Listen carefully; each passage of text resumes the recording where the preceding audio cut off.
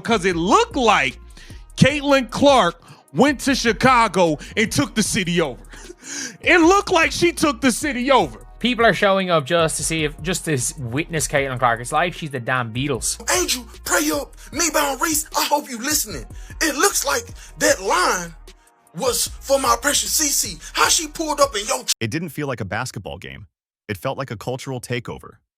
When Caitlin Clark arrived in Chicago, the energy in the air changed. You could sense it before the arena even opened. Fans lined the streets outside the United Center, not to watch a full game, but just to see her, hoping she might wave, smile, or scribble an autograph on a hat or jersey. People didn't care whether she played or not. Her presence alone was the draw.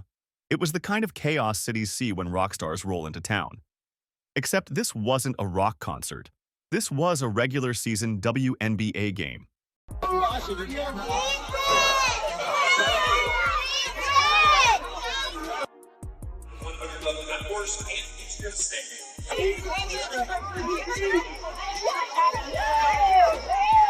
Caitlin Clark spent 20 minutes signing autographs. She made her way 2/3 of the arena. She signed literally hundreds of autographs. She signed hundreds of autographs. And if you guys didn't see that game today, there were as many Fever fans as there were Sky fans. And here's the twist. Caitlin Clark didn't even suit up. She wasn't on the court. She wasn't dropping dimes or draining deep threes. She was injured. Still, she spent 20 straight minutes signing autographs for fans, circling 2/3 of the arena, surrounded by crowds that weren't just excited, they were grateful. They came to see greatness, and Clark gave them something without even touching the basketball. Meanwhile, the Chicago Sky, playing in their home city, on what should have been their night, were quietly fading into the background. Caitlin Clark hadn't just arrived, she had taken over. Now see, this the real version of walking your trap and take over your trap. Look at this. Look at that. Oh my God. All them jerseys. I would hate Caitlin too. And I wasn't even aware. Wasn't this supposed to be Barbie night or something? Come on, Caitlin walked in and took over, and she didn't even play. Angel Reese? Nowhere to be seen. While the city buzzed with Clark mania, Chicago's so-called hometown hero was absent from the spotlight, citing a back injury that fans weren't exactly buying. The optics were brutal. One player injured and still showing up for the people, the other mysteriously absent during what should have been her defining homecoming. It was the start of a narrative that would unfold like a slow-motion takeover. And it wasn't just a story. It was a warning. So Caitlin Clark is not playing the game. And like, by the way, like, people didn't know whether or not Caitlin was playing that game until the very end. There are hundreds of fans that were there to see Caitlin Clark play on the off chance Caitlin Clark would be able to sign something. She was there. She spent like 20 minutes autographing everything. What happened to Miss Angel Reese? She's all in Indiana during All-Star, and her Reebok campaign, come to your trap, take over your trap. A few months back, Angel Reese made headlines with her flashy Reebok campaign, the now infamous walk in your trap, take over your trap slogan. It was marketed like a warning shot to the league. She was here to dominate, to step into enemy territory and own it. That same slogan echoed through All-Star Weekend promotions, interviews, and social media clips. But the problem? Talk is cheap when the lights are bright. And when the moment came for Angel to walk that walk, she was nowhere to be found. I think this is what means when you walk into your trap and take over. She in your city. Oh no. Oh no. Oh no. I forgot about that tweet. I forgot about the tweet. Walk in your trap, take over your trap. I just realized that. I'm like, oh my God, there's no way they came out with. The irony couldn't have been louder, because while Reese was sidelined, again, Caitlin Clark was out there living that exact slogan. She didn't just show up in Chicago, she made it her playground. Clark flipped the lights on in someone else's city and ran the show from the sidelines. Her team fed off her presence. Her fans treated her like royalty. And Reese, silently watching the narrative slip away. What was supposed to be her moment had been hijacked, and not with trash talk or gimmicks, but with authenticity and impact. Money Mitch put him in a ditch, and Michaela Timpson treating the Chicago Sky like a bunch of Simpsons. Oh boy, oh boy, oh boy. Might be scorching hot right now. You have been so good on the road lately. 6 straight games, 24 points a game. How are you off to another hot start in a hostile environment? I think about just staying in rhythm. And when I stay in rhythm, about being aggressive. So as long as I'm aggressive and being myself, they make it easier for me. Quick break. If you're watching this and you're seeing the difference unfold between real star power and manufactured hype, do us a favor. Smash that like button, subscribe to the channel if you're not already. We're still building our community and every sub helps. And drop a comment below. I've got the fever. Your engagement helps us keep telling the stories that mainstream media waters down. Kelsey Mitchell, 7 for 10 from the three-point line, off the start, 8 points quick. You knew, oh, Kelsey Mitchell's hot today. Oh, Kelsey Mitchell's hot today. This might be her game. Let's keep the hot hand in. Let's keep the hot hand going. Let's set her some big body screens, get her open. Kelsey Mitchell, she did it all. 7 for 10 from the three-point line. She got to the rack. She got to the free throw line, carving up the defense, looking like a little snake, how she just slithers in and out of that defense. Kelsey Mitchell, salute to you. Outside the United Center, it didn't look like a typical WNBA game. It looked like the red carpet at a film premiere. Fans weren't just showing up early. They were camping out, hoping to catch a glimpse of the biggest name in women's basketball. And here's the twist. They didn't even know if she was playing. That's how magnetic Caitlin Clark's presence has become. People were willing to buy tickets and stand in line just to possibly see her. Not to watch her play, but just to exist in the same building. She lit them up. I mean, she was on fire. On fire. She couldn't miss. I mean, everything was in the flow of the offense. Effortless, man. We got to give love to Kelsey Mitchell. 12 of 19 from the floor, 7 of 10 from 3, 35 points. Straight stirring the pot. Stirring the pot. She was cooking their ass today. Kelsey Mitchell was on one. She was on one. She was a plus 25 for the game. The Chicago Sky are a flat-out joke. This team is terrible. So, when Clark finally appeared, injured and dressed in street clothes, she made her way around the arena, signing hundreds of autographs, smiling, talking to kids, posing with families. No script, no publicist guiding her moves. Just genuine love between a rising superstar and the people who believe in her. It felt cinematic, like a scene written to humble her critics. Because while Angel Reese dropped cryptic tweets and stayed out of sight, Caitlin Clark was giving fans everything they came for and more. Cardoso running the floor, gets denied by Boston, returning the favor. Boston finds the cutter. It's Timpson who lays it in. That ends the 11-0 run. Here's Mitchell. Slips it in, wide open Boston. Tracks it back down. Off to Boston. Backdoor, Mitchell the cut, and the finish. Tough bucket from Kelsey Mitchell. Get Kelsey Mitchell. What made the whole thing even more surreal was the total silence from the other side. No press presence, no statements, just absence.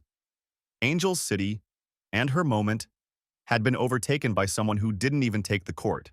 And it didn't feel forced. It felt inevitable. Here's Mitchell, who has 15 in the quarter and a season-high 6 made threes. Hull will fire and hit at the horn. Big finish to the third from Indiana. While Caitlin Clark was signing autographs, her teammates were sending shockwaves through the league. The Indiana Fever didn't just scrape by the Chicago Sky. They dismantled them. Without Clark running the offense, the narrative could have easily been, let's survive and regroup. Instead, the Fever played like assassins. Kelsey Mitchell erupted for 35 points, dropping bombs from every corner of the floor. 7 threes, ice cold, efficient, ruthless. Let's go, let's go. Yep. Get that. Be able to sit. The really good thing about having quality depth is when you don't have it, somebody else does. And KK? Yeah! Way to step up. Chloe, great job coming in. Good job. Lex, way to come in and make an impact. Kels, just downtown, Kels. But it wasn't just Mitchell. Aaliyah Boston controlled the paint like a seasoned vet, finishing with a decisive double-double that looked more like a masterclass than a box score. Michaela Timpson and Ari McDonald off the bench? Relentless.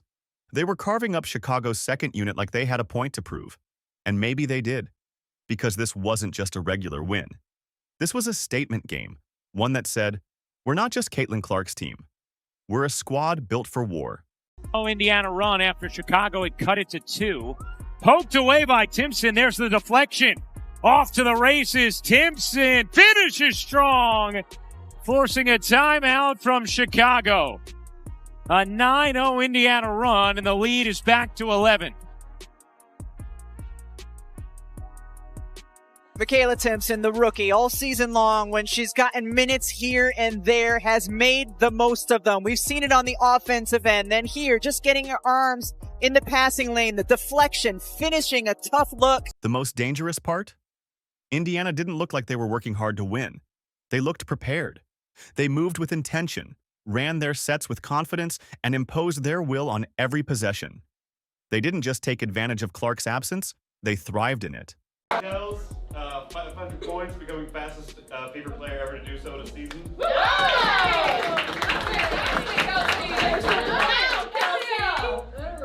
930-point game, second most in Fever history. And season high. KK career high in points. AB 11 double-double this season. Meanwhile, the Chicago Sky were spiraling. This was supposed to be a bounce-back game, a chance to reclaim momentum in front of a home crowd. Instead, they looked like a team that had already given up. They shot 31% from deep. They turned the ball over 17 times. Their body language told the story better than the scoreboard did. Slumped shoulders, miscommunication, missed rotations. It wasn't just a loss, it was a meltdown. I'm beginning to suspect the Indiana Fever are a better team than the Chicago Sky. Don't ask me why I believe that or think that. It's just a sneaking suspicion that I have. I mean, it could be the fact that the Fever spank them every time they play. Could be that. Maybe it's that. I mean, you know, you can date back to last year, but this year, the Fever spanked the Sky in the season opener. This was their 5th straight defeat, and the cracks in the foundation are no longer cracks. They're craters. Coaching chaos, poor rotations, defensive lapses, everything that could go wrong did. And it's not just execution, it's mindset. Chicago played like a team reacting to pressure. Indiana played like a team applying it. That's the difference between pretenders and contenders. Caitlin Clark took over Chicago. She signed autographs for hours. This wasn't no extras that was paid to come stand in the scene. No, these were real people trying to get autographs. She understands the responsibility of being the face of the league. And I don't necessarily know if she wants it, but she understands it. Who the biggest superstar? I'm waiting. Come on, man. Come on, man. I don't know how you could ever imagine, like, how can you compete with this? How, what, like, come on, just leave it alone, Angel. And this is why I'm saying you be making yourself look crazy because in all actuality, there's no comparison between you guys. At this point, the Sky's problems can't be blamed on injuries or bad luck. The truth is deeper, structural, cultural. The franchise that once had swagger now feels like it's clinging to marketing gimmicks and fading names. Meanwhile, Indiana is crafting a blueprint, with or without Caitlin, for sustained dominance. This is why I say, Angel Reese, you need to stop trying to attach yourself to this girl at every turn because you cannot measure up. You don't have as many followers you have on Instagram. That is great. I will not take away from the fact that you are one of the bigger brands in the WNBA. You are a star in your own right, but you are not Caitlin Clark. It's a difference. It's a difference from De'Aaron Fox being at the All-Star game and Steph Curry being there. It's a difference. I'm sorry, it just is. You need to stop trying to attach yourself to this girl at every turn because she has officially come to your trap and taken over your trap. Look at all of the fans coming from all over. And while Chicago unraveled, Angel Reese became a ghost story. The back injury? Perfectly timed. But the fans weren't buying it.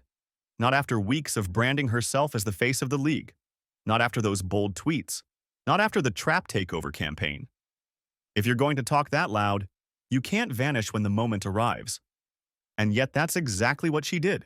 This is what you call real results. This is real life. Caitlyn on a away game to somebody y'all think is on her level. She walks in and take over. And it's outstanding. I'm pretty sure it was more people there for Caitlyn than it was for anybody on Chicago team. See, online, you would think that the person on the other side, the person on Chicago, could even come close to Caitlyn. And when in reality, they can't. Caitlin Clark didn't have to say a word. She didn't throw shade. She didn't tweet cryptically. She just showed up. And that silence was louder than anything Reese has posted all season. What's worse, this isn't the first time. Every time the spotlight intensifies, Angel finds a reason to dim it. Injuries, absences, distractions. And each time she disappears, Caitlyn shines brighter, not because she's trying to compete, but because she's built for the weight of that attention. I actually feel bad for Angel Reese at this point, and it has nothing to do with like how she's handled herself or anything. It's just simply Caitlin Clark is so much better than Angel Reese at basketball that it doesn't feel fair. Yeah, I think Angel Reese is struggling with the fact that Caitlin Clark is better at her best thing than she is. She's better at everything. And she had a triple-double. She's tied for the third most triple-doubles in WNBA history, and she's played 50 games. Yeah. She's just What we're witnessing isn't just a rivalry dissolving. It's a one-sided eclipse. Reese is trying to hitch her brand to a rocket that's already left the launch pad. And the further that rocket climbs, the harder it is to pretend they're in the same orbit. The scariest part of Indiana's rise? It's not even Caitlin Clark. It's the system, the coaching, the chemistry, the culture. Players like Kelsey Mitchell aren't just having hot streaks. They're finding their identity. Aaliyah Boston is evolving into one of the smartest two-way players in the league. Timpson, McDonald, Hull, these aren't role fillers. They're weapons. Their bench rotation was flawless. Their defensive intensity was nonstop. They forced 17 turnovers, shut down momentum every time Chicago tried to claw back, and ran efficient offensive sets that looked like film room perfection. This wasn't luck. This was blueprint basketball. And for every missed shot or defensive lapse, another player stepped up. That's how deep Indiana runs. This is what separates playoff teams from playoff threats. When Clark returns, and she will, this squad becomes a nightmare to defend. You can't double her anymore. You can't overload, because now every other piece on the board is ready to strike. The Fever are building something that doesn't rely on one player. They're building something built to last. And now we say it plainly, the rivalry is over. No, scratch that. It never existed. Caitlin Clark didn't just outshine Angel Reese. She ended the debate. She walked into Reese's city and rewrote the script without lacing up her sneakers. She shifted the atmosphere by showing up. She flipped a slogan on its head and made it truth, not with words, but with presence. This isn't shade. This is fact. One player is chasing relevance through branding and drama. The other is shaping the league's future every time she breathes near a basketball court. The trap has been taken. The torch? It was never Angel's to begin with. If you're still watching and you see the difference, now's the time. Hit that like button. Subscribe to the channel if you respect the grind. And drop a comment below. The rivalry was a myth. We're building a place where real basketball stories get told. No fluff, no PR spin, just truth.